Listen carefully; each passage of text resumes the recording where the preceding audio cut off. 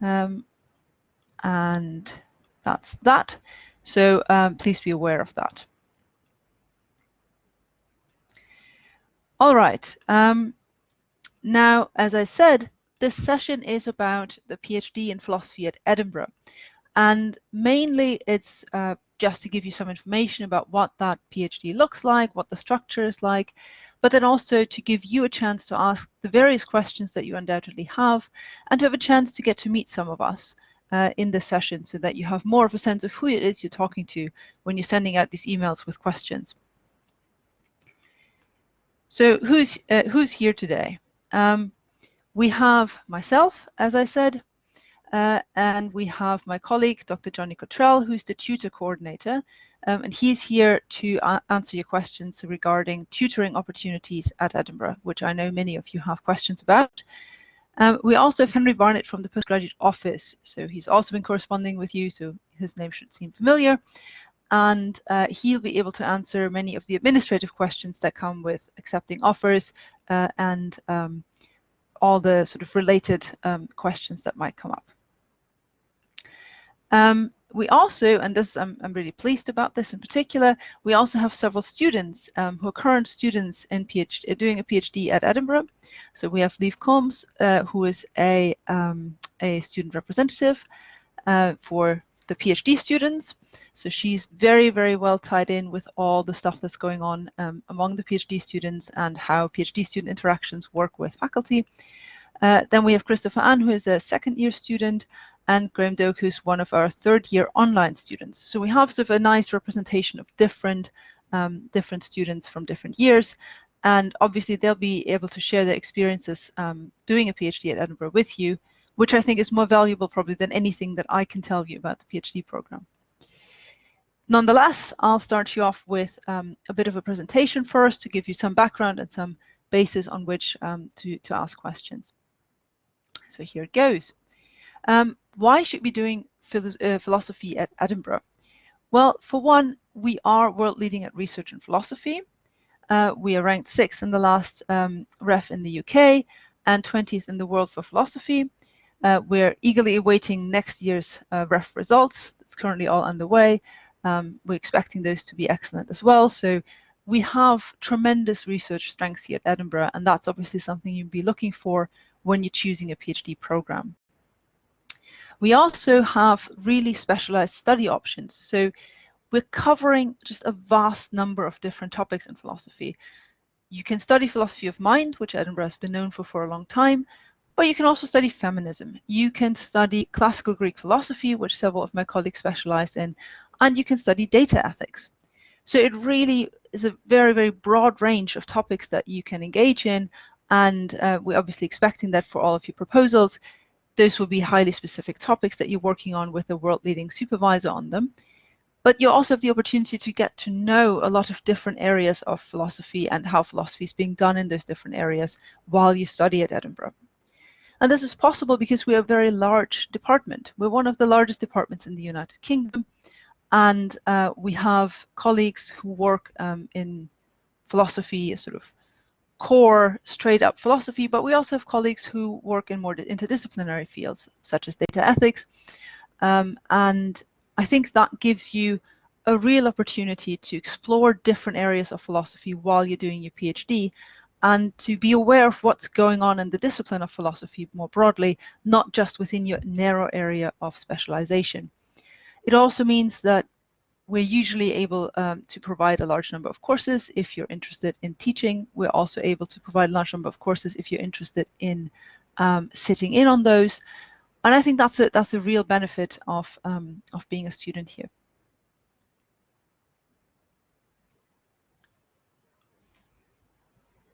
Now, if you're asking what is the PhD like, it's a 3-year PhD with an optional 4th-year write-up. That's standard for UK PhD, so that's not going to surprise you much. And this is, of course, assuming that you're doing this full-time. If you're doing it part-time, then you have 6 years, and all the time periods are adjusted. But I think most of you are intending to do this full-time. Now, in your sort of first year, what should you be doing? You'll be meeting frequently with your primary supervisor because you are really getting into figuring out what exactly your topic is, what the literature is that you need to get under your belt to write your dissertation, and you get to know your supervisor and you're establishing a good working relationship with them.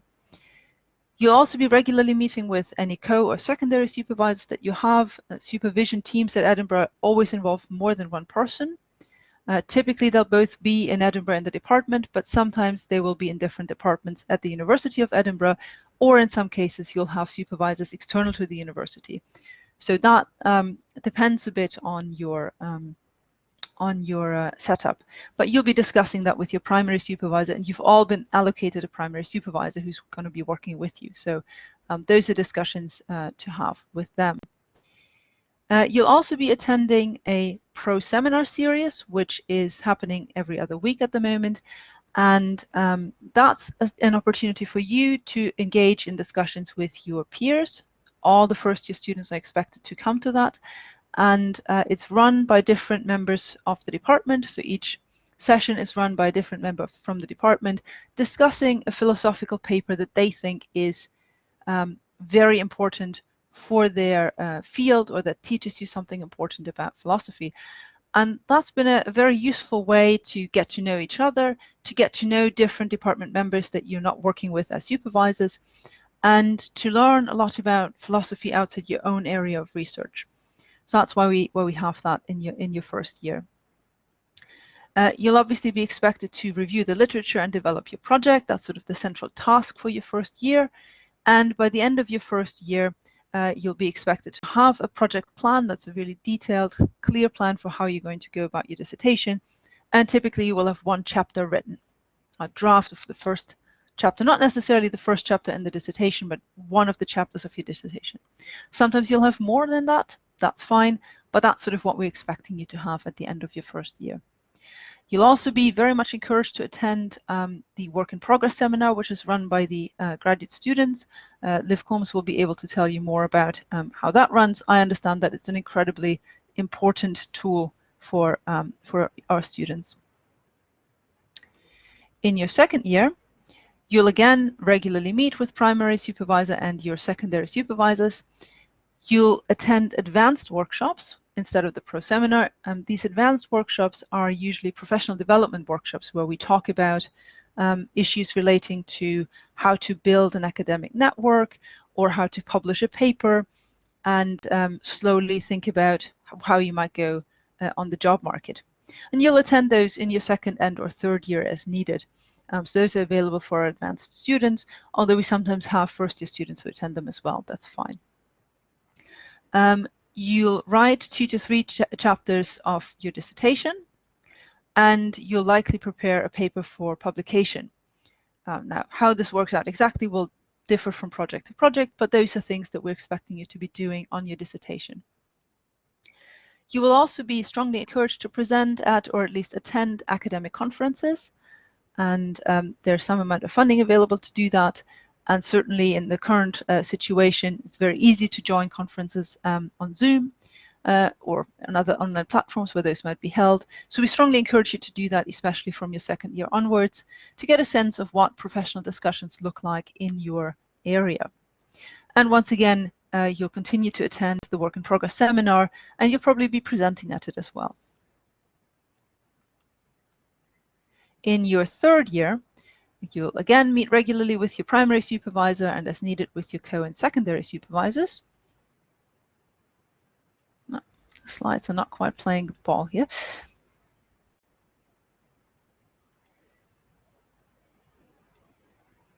All right, let's see.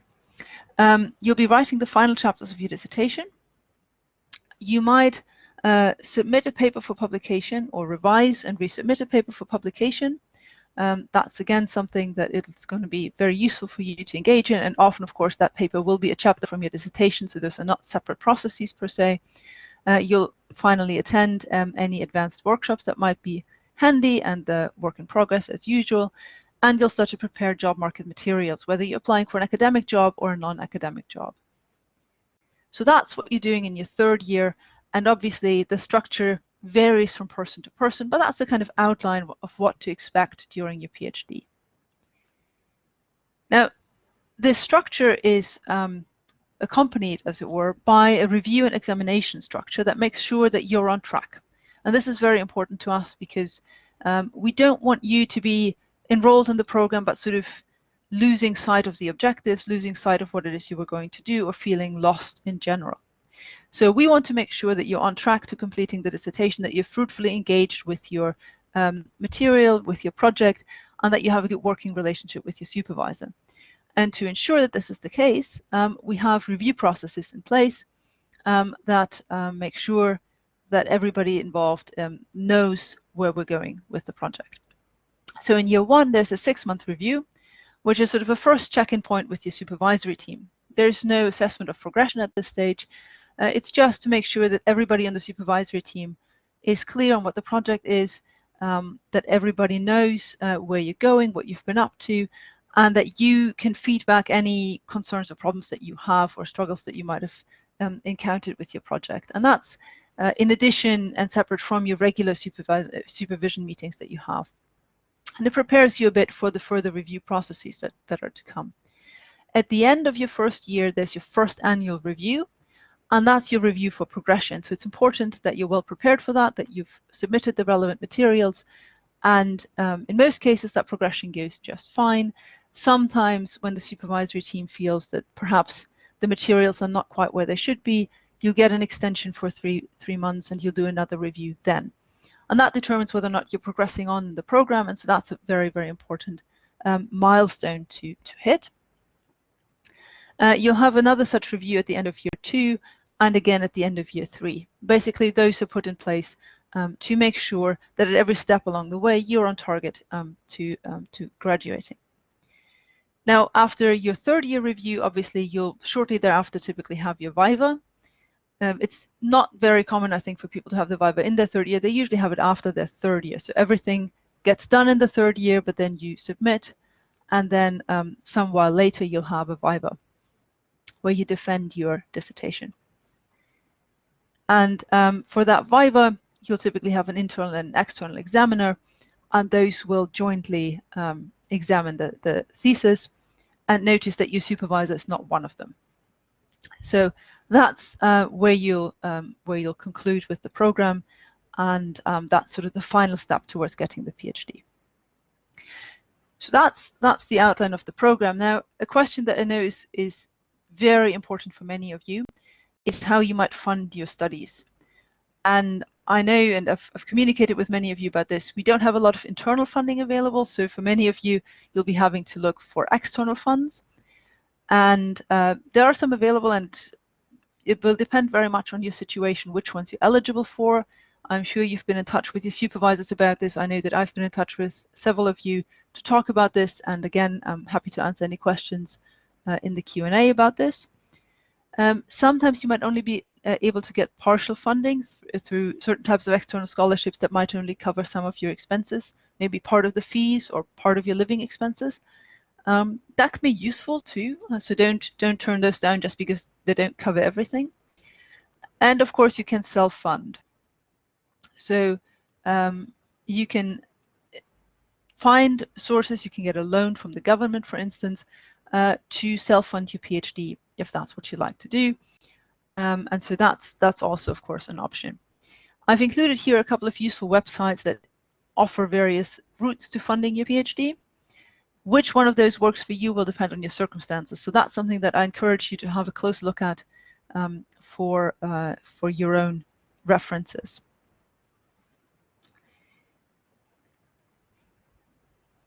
Now, at this point, I'd like to hand over to my colleague Johnny, who can speak a bit about tutoring that you might do during your PhD here at Edinburgh.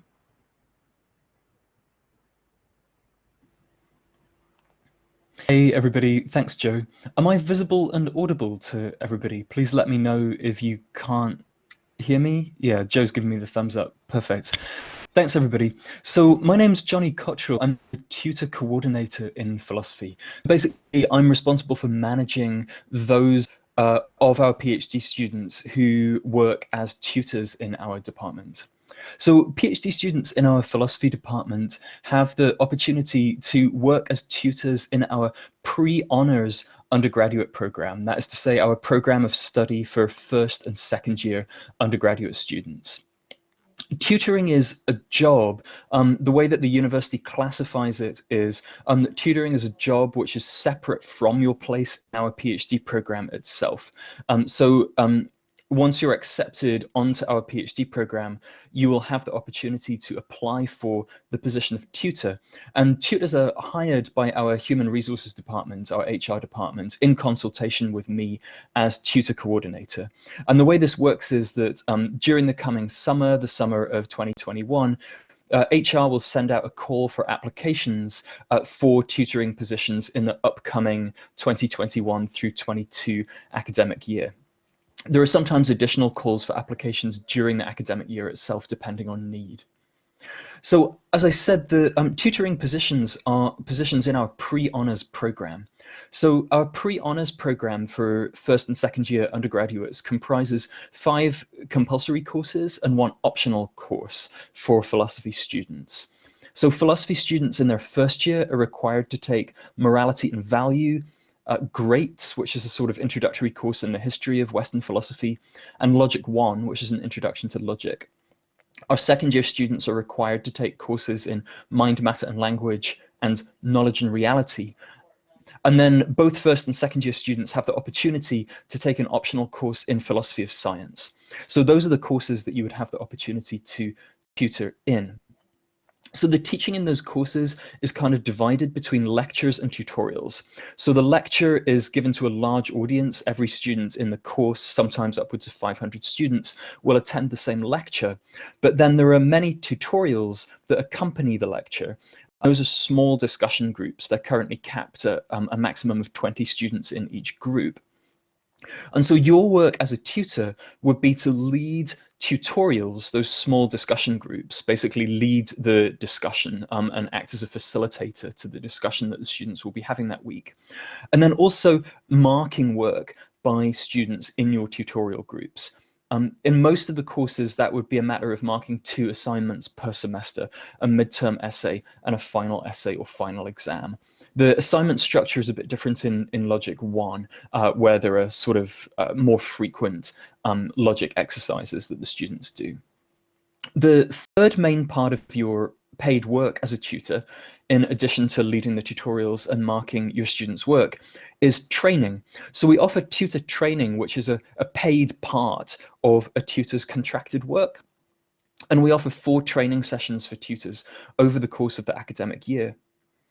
We also offer a lecture training program for experienced tutors, which focuses on training you to actually deliver lectures rather than the small discussion groups that you will have been running, the tutorials.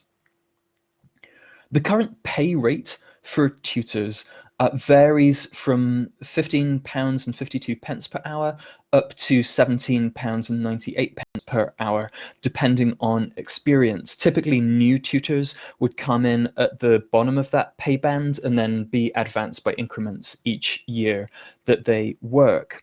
And then, because the tutor contract is a guaranteed contract, which does not include holiday pay, you actually also receive an 18.01% rate on top of the hourly rate in each of your paychecks, which is in lieu of annual leave because you're not accruing holidays as a tutor. Tutors typically teach between 2 and 4 tutorial groups in any given semester. The maximum number that a UK student can teach is 4 tutorial groups.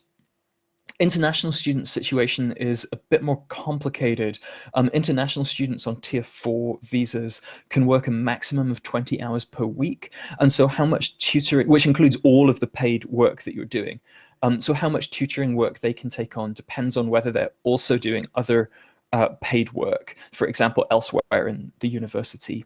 And so international students should contact our HR department and Edinburgh Global, which is the sort of university source of advice for international students, for any advice about work restrictions before accepting a contract as a tutor. So Joe, that's all that I wanted to say by way of sort of introducing the topic of tutoring, but I'm happy, of course, to take questions, or if you prefer to postpone them until a general Q&A, then I can just chime in as appropriate then. Thank you, Johnny. That's really helpful. And I think what we're going to do is we'll have our students introduce themselves and speak a bit about their experience so that they'll have a chance to describe their perspective on doing a PhD here. And then we'll just open up for general Q&A on any of the issues and topics that we discussed. So Liv, perhaps I can invite you to speak up first. Sure. Hello. Nice can people hear and or see me? Perfect. Cool. So I'm Liv and I'm a third year PhD student at Edinburgh University, obviously. And I am researching the relationship between abilities, freedom, and time travel. That's kind of my area of research. Pretty wacky, but it's really fun. I'm also the student representative for philosophy research students at Edinburgh University. I've been doing this for 2 years now, which has given me like incredible insight into how the university runs and the kind of relationship between students and staff at the university.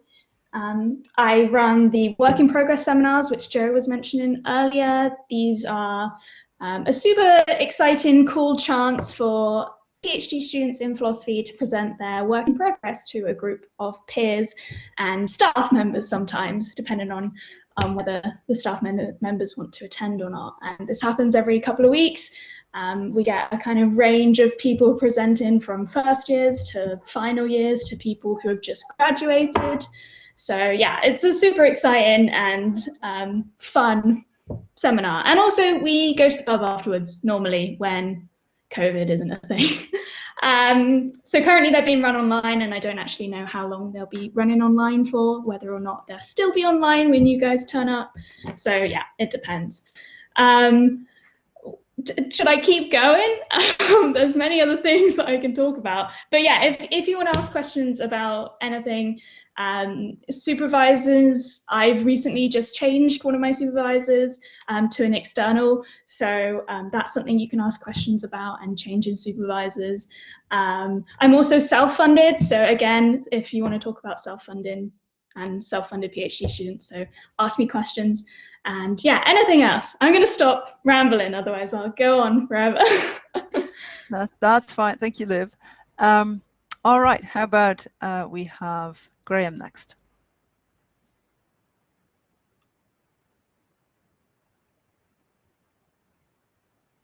I hope people can hear and see me. Can you? Yes. Oh dear. At least here. Yeah. Okay. Good. Okay. My connection. We're in the moment. At the moment, we're upgrading our internet. The workers are here, and so I've just been. The machine just cut me off because I don't have enough bandwidth for the pictures. But anyway, my perspective is a little different. I started online. I came through the online master's program and started the PhD online. Not much to talk about there because it's not available anymore, but I can talk about what happened after COVID when everything went online. And suddenly I had an array of things in front of me. I had the work in progress in front of me. I had the Edinburgh speakers series. I had a whole bunch of stuff available to me. And it was really eye-opening for me. It was actually wonderful. I enjoy the work in progress. I enjoy the pro seminars, so many different people talking about so many different things. It's just a lot of fun. I can't obviously talk about the social aspect because I'm just not there. I'm sitting here in the French Alps. But I can tell you that joining in online, I just can see the camaraderie between everybody. Everybody knows each other. Everybody chats. To some extent, people are getting to know a couple of us who are online. But between the diversity of resources that are available, the work in progress, the pro seminars, the ESS, all those things, I'm just having so much fun. Also, I should point out, you can't see the picture. I'm a curator student, so I come out of banking and various other things. So it's all just a fun experience for me. Totally recommend it. I'm stopped now. Excellent. Thank you very much. The ESS, by the way, is the Edinburgh Speaker Series. This is a research seminar that we have, again, on a sort of bi-weekly, 3-weekly basis, where often people from our own department speak. Yes, unfortunately, the online PhD is no longer an option. We used to have it, but then realized that people actually needed to be together in a cohort, and that's why we stopped. All right, Christopher, how about your experience? All right, hello, can you see and hear me? Yes. Can you, okay, good. So yeah, so I'm Christopher. I finished my first year back in January, so I'm kind of easing my way into my second year. So I arrived January 2020, so I had a few months of the so-called like old normal. um, and yeah, so my work is mostly in philosophy of mind and cognitive science. My supervisors are Dave Ward and Mike Ridge. I work my the themes that I work on are mostly agency, normativity, and how play behavior can inform those uh, themes. Um, so most of my PhD has been spent on lockdown. So most of the stuff that the events have been have shifted online. But even if they're like all online, you can still sort of like keep yourself preoccupied. Like if you want to be busy, you can still pretty much keep yourself busy, right? So there are the whips, as Liv mentioned, they're the also like departmental seminars, and like Graham, I'd like to vouch for the pro seminars. They're very much they're very fun, and there's you get to sort of like uh, um, get into discussions with other people that are not just within your area. So most of the time, the people that I engage with, that I talk with, are people within the area of like philosophy of mind and cognitive science. And the pro seminars and also the whips are also like a sort of like nice venue where you can engage with other people from other sort of like areas of research. There are also like it's not mentioned here, but there are also like from outside the department, there's this department called the IAD. I think it's called the Institute for Academic Development, where they give like research skills seminars. So I attended a lot of those, especially during my first few months here. And also there are also the as Joe mentioned, the advanced workshops provided by the philosophy department. um so yeah, so like in terms of like scheduling, it's very flexible. The commitments that you take are kind of like up to you, and that's what I kind of like about the PhD program. So you're kind of at the driver's seat.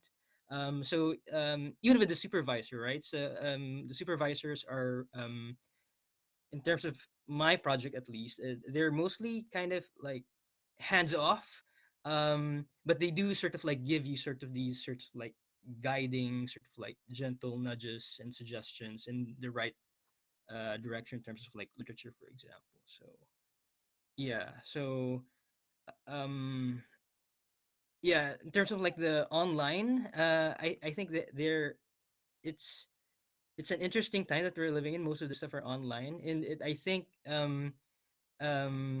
because of that, it made events more widely available. So I think that's one of the good things that came out of this sort of like lockdown. All right, thank you. So 3 different perspectives from 3 of our students here. Now you've been bombarded with information. Time to open it up for questions. So please, if you can, turn on your cameras and raise your hands. Exactly. Ben, you first. Hello, can everybody hear me? Yes. Okay, so I suppose my first question is regarding the tutoring. It was very well explained by Johnny, which I appreciate. But one question I have is, are there any other opportunities for tutoring? So I know when I was a master's student at Edinburgh, I made good use of the Writing Centre. and some of the tutors in the Writing Centre were philosophy PhD students. So I just wondered how that fits into the whole kind of tutoring outlook scenario type thing. Is that something that will be, do we apply for that at the same time we apply for the main tutoring roles, or is that a completely separate entity? All right, I think Liv has something to say on that. Yeah, cool. Good question. Yeah, I was going to mention it as well, but I forgot. I am a tutor for the Writing Centre as well. And the application is on the same application as your initial tutor application. It's an online application. You just tick a few boxes, say how many tutorials you want, and then you write some stuff about like previous experience and like whether why you'd be a good fit for a tutor, and then you kind of rank which modules you want to teach. And then there's also a little like checkbox for like whether you want to teach at the Writing Centre. The Writing Centre is like super good, and we're always desperately in need of tutors for the Writing Centre. So chances are if you apply to be a tutor and you get accepted, you will also be accepted to tutor for the Writing Centre, especially because they recently opened the Writing Centre up to first years. So we now have 600 plus more students which are going to come to our appointments. So yeah, Writing Centre is really good. It's a very fun and rewarding part of the job. And I would recommend anyone who's tutoring to do the Writing Centre, because like not only does it help with marking actual students' work when you first start marking, but it also helps, and it's helped me a lot with my own writing as well. Thank you.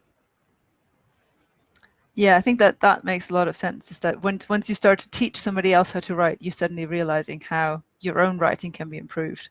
That's certainly an experience we've all had.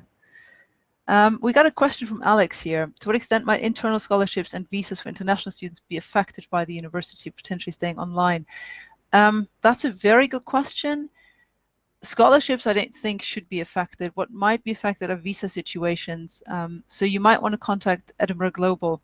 They are the ones who can answer those kinds of questions, because they are keeping on top of changing visa requirements and such things, because we can't really handle that in-house. But they should be able to help you with that and respond to that question.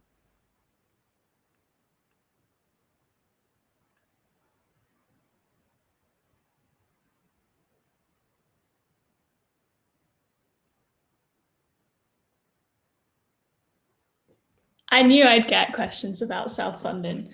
I'm not going to get into too much detail because some of it's quite personal about how I get the money. Not doing anything like illegal. I just family members left money, etc. When said family member died. So yeah, that's how I get my money. And also because I'm a UK British citizen, I can get loan from the government. So like you get with your standard kind of undergraduate and master's loan, they now do a PhD loan. And although I'm going to be in so much debt, who cares, right? So yeah, that's mostly how I self-fund. And obviously I do work here as well. So I am a tutor, and I work for the Writing Centre as well. Does Olivia have any advice for self-funding students?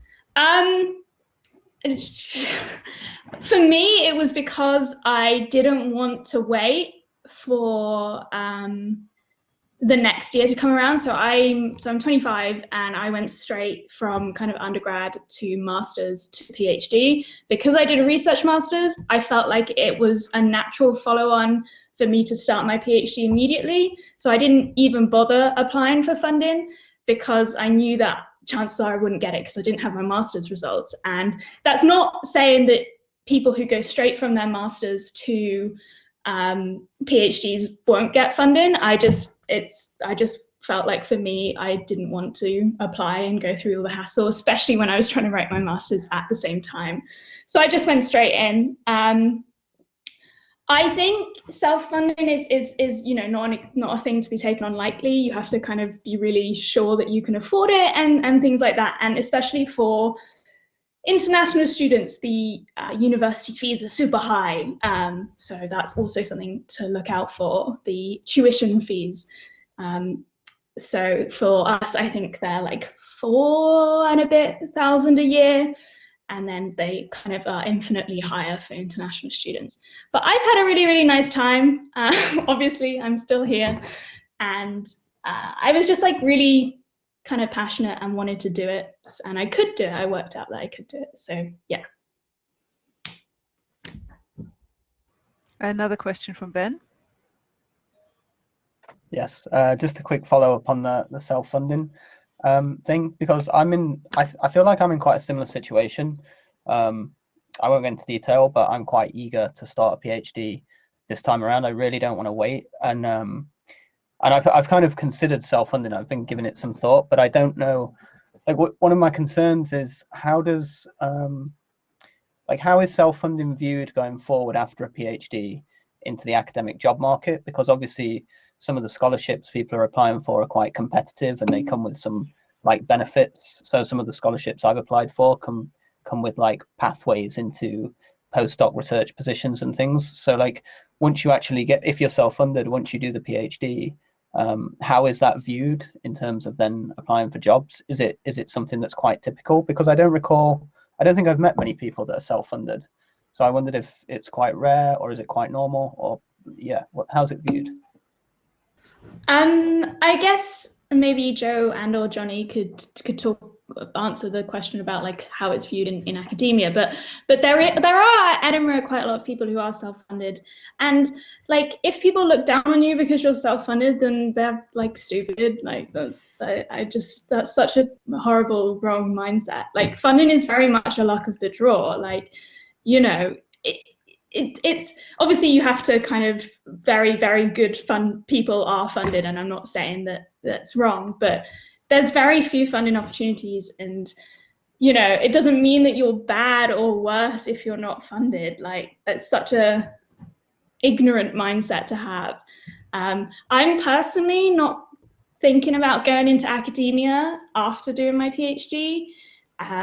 It's just not something I'm super interested in. But yeah, I'm not sure how they would look on self-funded. Obviously, like there is on a lot of academic CVs a little part that's about funding you've applied for or scholarships you've received, but it's all about publishing anyway nowadays. I think that's right. So I think especially in philosophy, it's not uncommon for PhDs to be self-funded in the UK, and so that might differ from other disciplines where funding is much more standard. I also think that at the end of the day, what people are looking at is what did you do during your PhD? What's your dissertation like? And what publications, if any, did you get out of that? That's going to be a much bigger component of getting a job than whether or not you were funded while you were doing your PhD. Johnny, yeah, you can perhaps chime in on this. Yeah, I was just going to say, I think even if, you know, if you're considering self-funding and you're capable of self-funding a PhD, I think it is still worth applying for funding. I would recommend that because, you know, of course, as Liv says, there are many very worthy projects in philosophy that do not get funded because there are too many deserving people out there and not enough funding to go around. But if you do secure a prestigious fellowship, then that will give your CV at least something of a boost. And I think in the current research environment, even in philosophy, my sense is that universities are very keen that people apply for external funding if it's suitable for their project. And so you can show evidence of having successfully gotten external funding, then that's not nothing. It is going to give your CV something of a boost. I mean, it's hard to know exactly what goes through, you know, every mind of every person on a hiring committee. But for what it's worth, my suspicion is that Liv is right, that at the end of the day, publications in good quality peer-reviewed journals are going to count for substantially more, especially at a very early career stage, than securing external funding.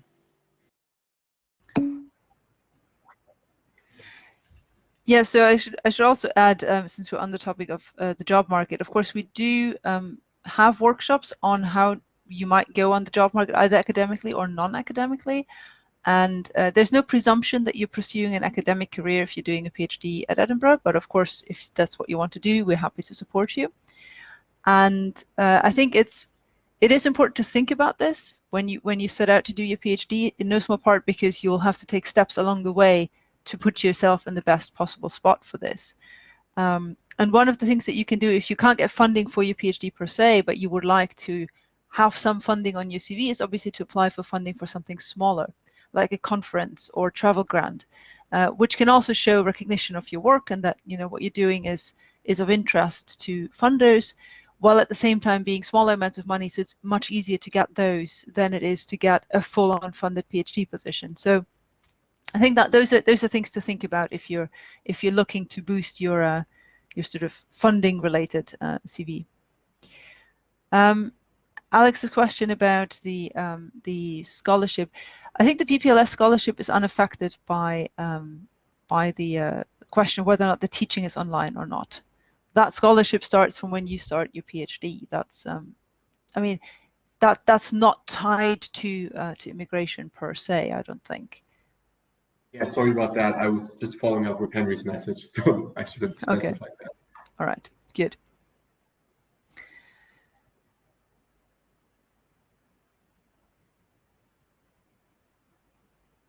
Right, the wait list. Yeah, I know that that's an interesting question.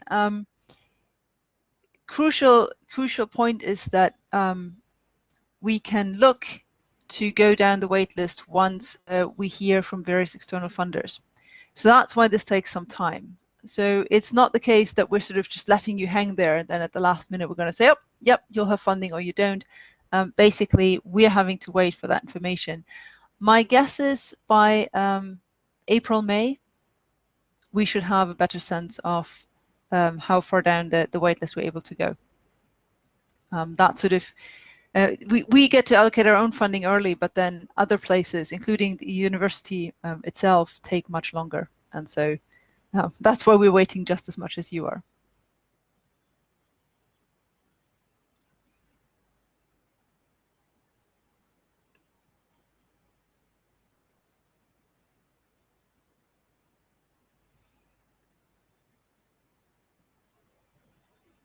So take it, funding is a big topic for many of you, since many of the questions have revolved around that, and that's very understandable, of course. Are there any questions you have about the life of a PhD student here, or questions about the department in general? Liv has a comment, at least. Yeah, I just wanted to kind of give a bit more insight into the stuff that you can do outside of your actual research. Obviously, researchers and tutoring are like the most important things, but there's also things like you can organize conferences, you can get speakers down to talk, you can organize quite a lot of things, or student led initiatives. There's a lot of like internal funding for these sorts of events. So for example, I'm on the organizing committee for the epistemology graduate conference. Even though I'm not an epistemologist by any stretch of the imagination, I was just like, that sounds like a fun thing to do. I can put that on my CV. So there's these sorts of opportunities that you can get involved with. And so yeah, there's just, it's definitely helpful to kind of, alongside your PhD, obviously these things aren't necessary, but alongside your PhD, there's a lot of stuff you can kind of get involved with. And there's always people who are like, oh, I want to kind of do this initiative, or I want to do this initiative. And there's lots of people who will help you if you have any ideas for that sort of thing. Conferences are a big one, though. Indeed, yes. And we do like it when our graduate students organize conferences, because that way we get, cutting edge research delivered by our graduate students into the philosophy department. So we're really quite keen on that, and it's a great opportunity to get to meet people, including other academics in your field and also your fellow graduate students when you're working together on a project like that. It's really quite useful. All right, Christopher had another comment on that. No, actually, I just want to add to like Danilo's question. So he had a question like, when does the offer expire, or how long is it valid, and or maybe ask for some extra time to be able to enter the UK. So I can speak from my own experience. So I arrived here like January, which is like mid-year, right?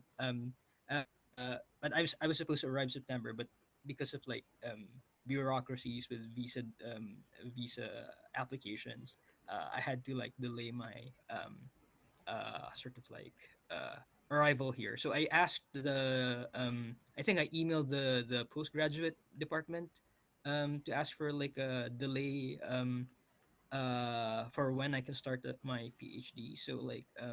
So I'm not sure how long the offer is going to be valid for, but I think it's something that you can sort of like negotiate with the department, with the postgraduate office. So yeah, you can definitely ask for some extra time for you to properly um, get your visa processed and be able to enter the UK. Yeah, thank you. It's good to know that people have actually done it.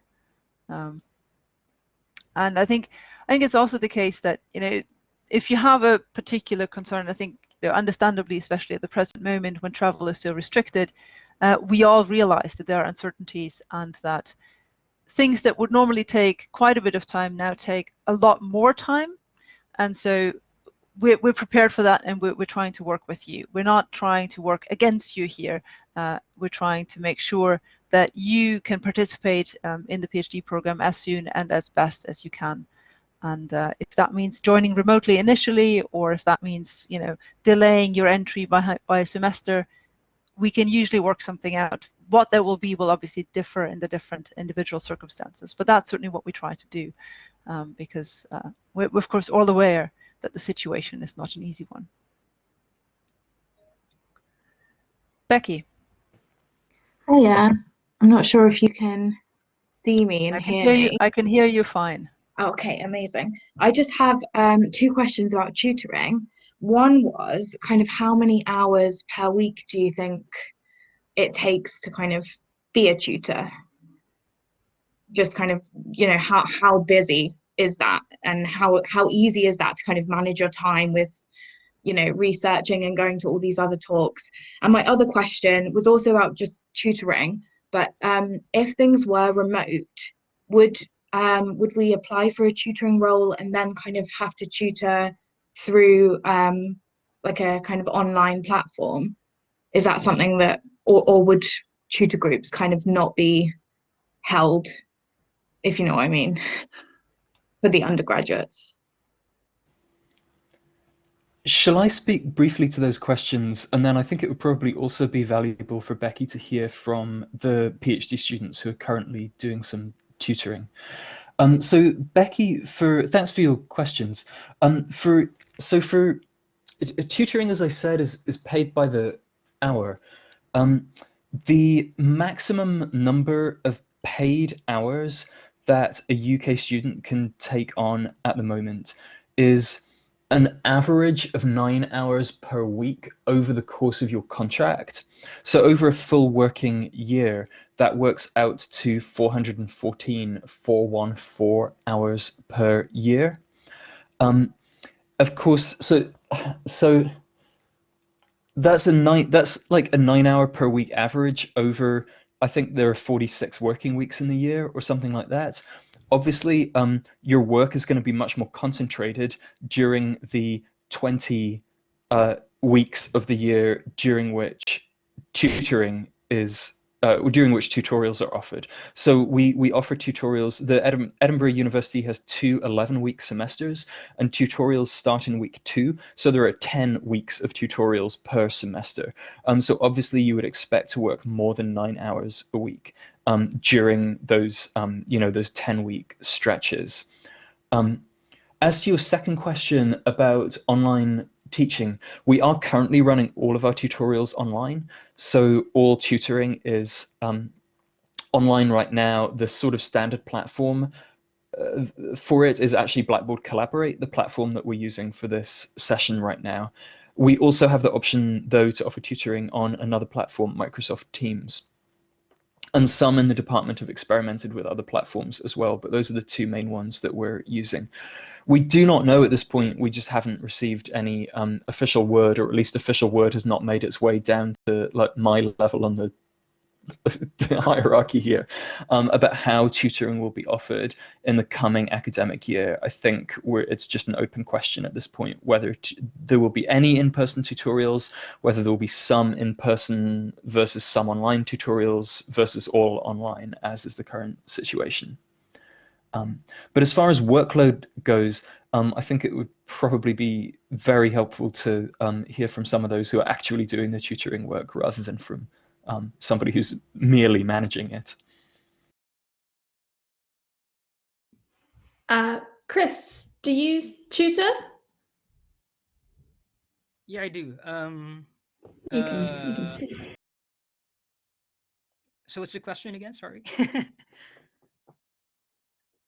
Yeah, I was just kind of wondering how you kind of manage your time. Is it quite time consuming? Because obviously you've got to kind of plan the tutorials as well as marking work and stuff. You know, how manageable is it, and how busy do you find yourself with tutoring?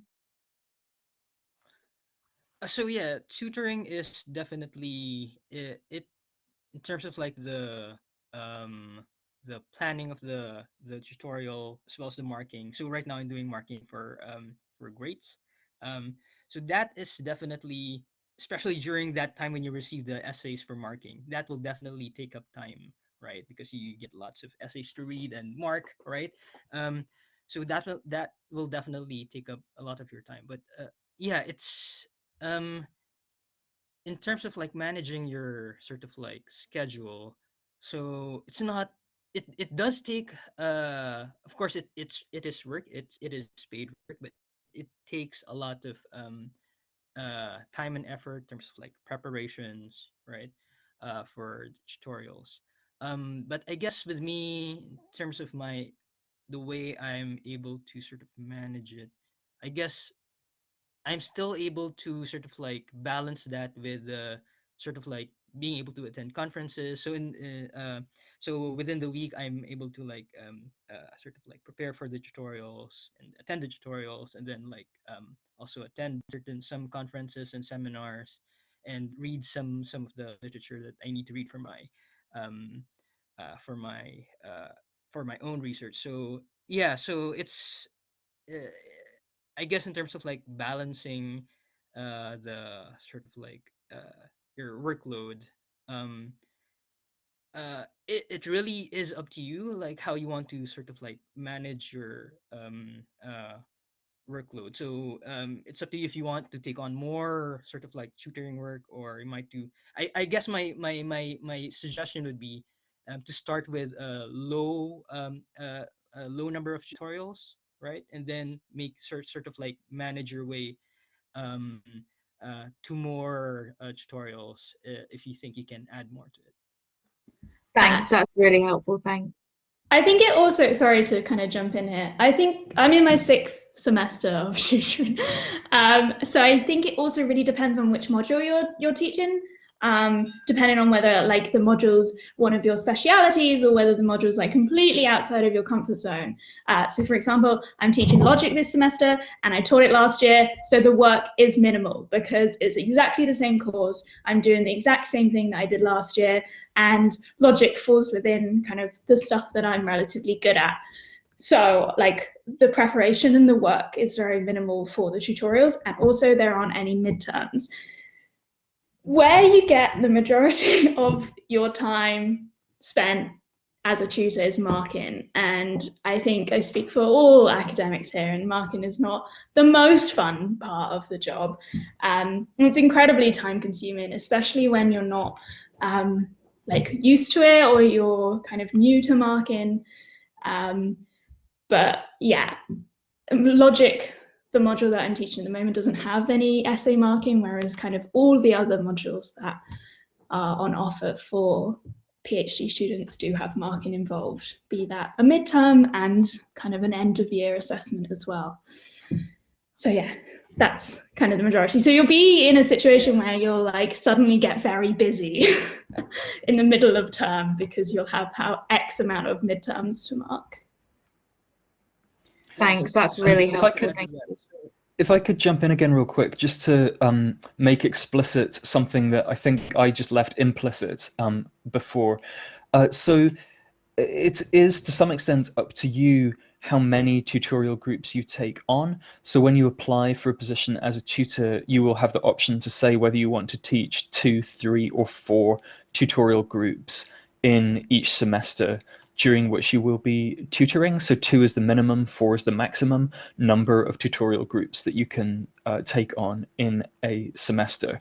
And obviously that will, it won't make a difference so much to the amount of preparatory work for tutorials that you have to do, but it could make a significant difference to the amount of time that you have to spend marking, because obviously 4 tutorial groups entails twice as much marking as 2 tutorial groups. Good. Yeah, thanks. That's really I'm glad to see. I'm glad to see that we're getting into the nitty-gritty of the tutoring side here, because I think that is so.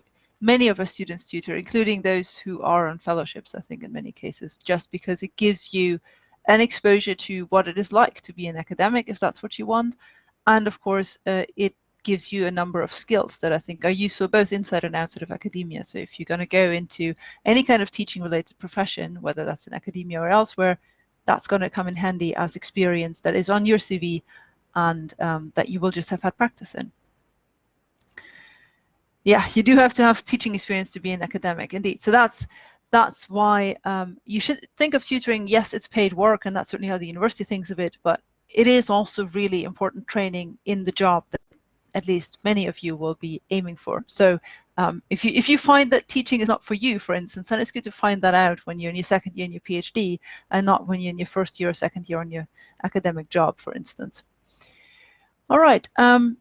We are coming to an end here in terms of our session. I would like to thank all of you for coming, and especially, of course, our students and Johnny and Henry to join us here for information. That was very helpful. And please do follow up if further questions show up. Follow up with me, especially if it's about the PhD program in general. If it's specifically about tutoring, Johnny might be a better person to ask. And I think, of course, if you want to follow up with our PhD students, I think they'd be happy to further share their experiences as well. So please make use of these opportunities and do get in touch if questions show up.